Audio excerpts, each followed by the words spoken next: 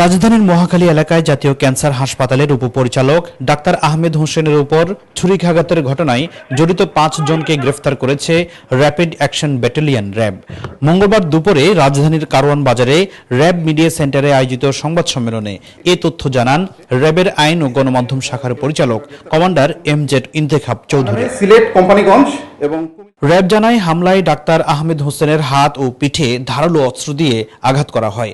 আহত অবস্থায় তাকে প্রথমে জাতীয় ক্যান্সার হাসপাতাল, পরে ঢাকা মেডিকেল কলেজ হাসপাতালে নেওয়া হয়। বর্তমানে তিনি চিকিৎসাধীন রয়েছেন। এই ঘটনায় হাসপাতালের প্রশাসনিক কর্মকর্তা বাদী হয়ে বনানী থানায় অজ্ঞাত ৮ থেকে ১০ জনকে আসামি করে মামলা দায়ের করেন। ঘটনার পরপরই গোয়েন্দা নজরদারি বাড়িয়ে রাজধানীর বিভিন্ন এলাকায় অভিযান চালায় র্যাব।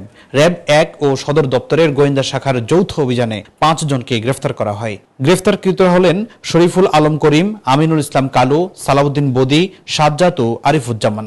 তাদের মধ্যে কয়েকজনের বিরুদ্ধে একাধিক মামলা রয়েছে। প্রাথমিক জিজ্ঞাসাবাদে জানা গেছে, জাতীয় ক্যান্সার হাসপাতালের একটি টেন্ডারকে কেন্দ্র করে দুটি গ্রুপের মধ্যে দ্বন্দ্ব চলছিল। সেই বিরোধ থেকেই ভাড়াটে সন্ত্রাসী দিয়ে হামলা চালানো হয়। ঘটনায় কোনো রাজনৈতিক সম্পৃক্ততা পাওয়া যায়নি বলে জানায় র্যাব। তাদের দুটা গ্রুপের মধ্যে একটা আন্তঃদ্বন্দ্ব ছিল। সেই দ্বন্দ্বের কারণে তাদের ইন্টারনাল তারা কিছু ভাড়া করার সন্ত্রাসী ব্যবহার করে, কিন্তু দলীয় পরিচয় আসলে কেউ নেই।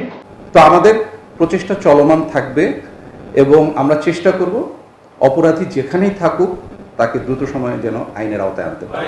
মাত্র ২০,০০০ টাকার বিনিময়ে এই হামলা চালানো হয়। এটি হামলার উদ্দেশ্যে নয়, বরং ভয়ভীতি প্রদর্শনের জন্য করা হয়েছে বলে ধারণা র্যাবের। টেন্ডারের বিরুদ্ধে দুটি পক্ষের, একটি রোবেল ইএমএ ট্রেডার্স এবং অন্যটি মুনাইম গ্রুপ। বিদেশে অবস্থান করা রোবেল এই হামলার নির্দেশদাতা বলে জানায় র্যাব এবং তার সহযোগীরা সেটি বাস্তবায়ন করে।